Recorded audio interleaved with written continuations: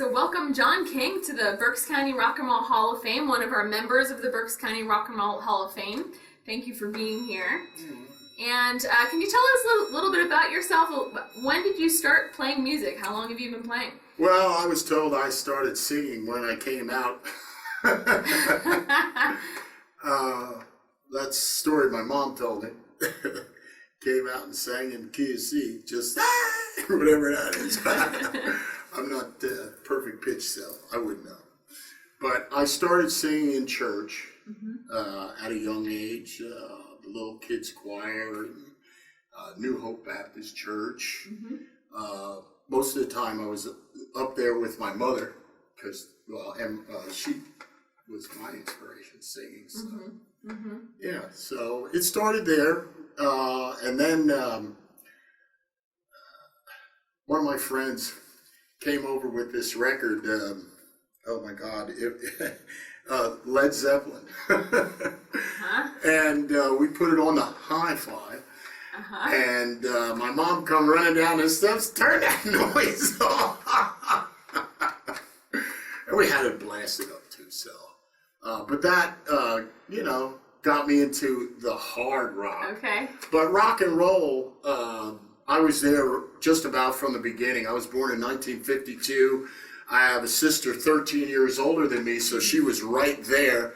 So everything that came out that was popular, I listened to. I heard it because she collected records, and she would have little dances at the house, and I'd have to go to dances with her because my mom, I was a chaperone. Sure. So when she was 16, you do the math, I was a pain in the butt. But, so I had to go to these dances with my sister, and so I learned how to dance. She taught me how to dance, and we sang together, and all the new stuff that came out when, it started out with the Ink Spots, and just a lot of the older groups. Jackie Wilson, one of my favorites. I mean, I tried to imitate him. Then the rest, the Temptations of Four Tops, and on and on and on, And so when I became, I guess, like 13, I got my first band. Practiced down in my basement with a bunch of kids from the neighborhood. We didn't know how to play, but I knew how to sing, and the keyboard player could kind of play. I mean, he had to read notes. He had to read. So it was like taking songs out of his playbook, which was like Old MacDonald on a Farm and stuff like that. Yeah, but at least I could sing with him, But then he started to learn some stuff, and then a couple of my friends, a little younger than me, were in bands, and they got guitars and stuff. And next thing you know, they're playing at the block parties, and the Olivets Boys Club had a block party every summer. And they were my friends, and I'm like, man, wow, look at these guys, I can sing better than that guy, in my head, I didn't know. But, and somebody heard me sing and asked me to join their band. My first professional band was called Slippery Sticks during the disco era. A fellow by the name of, Larry. Excuse me, trying to remember his last name, but Kozlowski. Yeah, Larry Kozlowski. His dad had a construction company too. But Larry played keyboards, and he got all these guys together, and we were like the first Reading disco band. Wow. Yeah, and that lasted about a year and a half. We had Mike, and Tom, and Danny. That was our group. We wrote it for a while. And then somebody else heard me sing, and next thing you know, I'm in Burning House. Oh. And heard a little bit about Burning House. Yeah. Yeah. So I was the original singer in Burning House, and I mean, there was a lot of bands in between all that, before all that, but that was like one of the notable bands that I was in. And then I figured it's time to, try something on my own, and here I am today. With the John King Band. With the John King Band, yeah.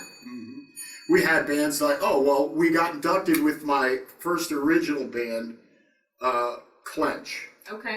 So that, I gotta give the guys props on that. Those guys, we played all the biker clubs and, the Shingle Shack, the Black and White, the Ponderosa. The Beverly Hills used to be a big biker bar. And I was told I was the first black man ever to set foot in the Reading Motorcycle Clubhouse because they loved that band so much. That's fantastic, yeah. Yeah, so props to those guys. And we were a fixture there for a while, and so that was like a breakthrough. Color barriers. Wow. Yeah, so quite a history. You definitely have contributed a lot to the Berks County music scene. And you've played at Magical History Tour, correct? With 3 times. Yeah, I got members that I played with, Bobby Newton, he used to go to our church. He was a member of our church and sang with the choir, and he had his own really good gospel group, and so he was an inspiration. Last summer, I asked him, hey man, come on up with me, and it was great, because I never got to perform with him before. He would be out there while I'm performing, hey Bobby, come on up, and he'd come up and sing a song or two, but this was like a show, so it was good. And then Sam, I guess he'll be coming in too, Sam Tallarico. He was, one of the guys in the same era as Bobby Newton, and guys that I used to, have to sneak out, to see these guys, and sneak into these clubs and stuff under the guise of a shoe shine boy. Wow. To, go to some of these places that they were playing.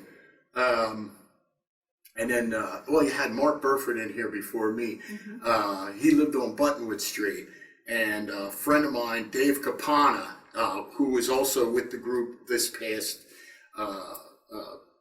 season, he had a little group that he started, and they wanted me to sing, but I was too shy, and I'm just going back and forth through time, but I met Mark through Dave Capana, who they were neighbors, and Mark had a band, and they called themselves the Incredible Soul Tet, and that was the group Mark was in. Gotcha. Yeah. Yeah, that's neat. Yeah. Do you have a favorite venue that that you've played locally or even nationally? Well, I liked. I played with some national acts in my time. Dr. John, Leon Russell, just local guys. A promoter by the name of Jim Jones, who did a lot of promotions around here that got a lot of the big acts into Reading and Berks County. He promoted the local groups, so he would get local groups to warm up for these national acts. And I got to warm up for, Kansas. Yeah, at the Silo. So that was big. Yeah, that is that big. was big. That's really neat. Yeah. So that was with Clench. So and it was like bits and pieces of Clench, but I wouldn't call it Clench. We were doing original music. My buddy Phil Stallone, who passed away just recently, he was with Spellbound.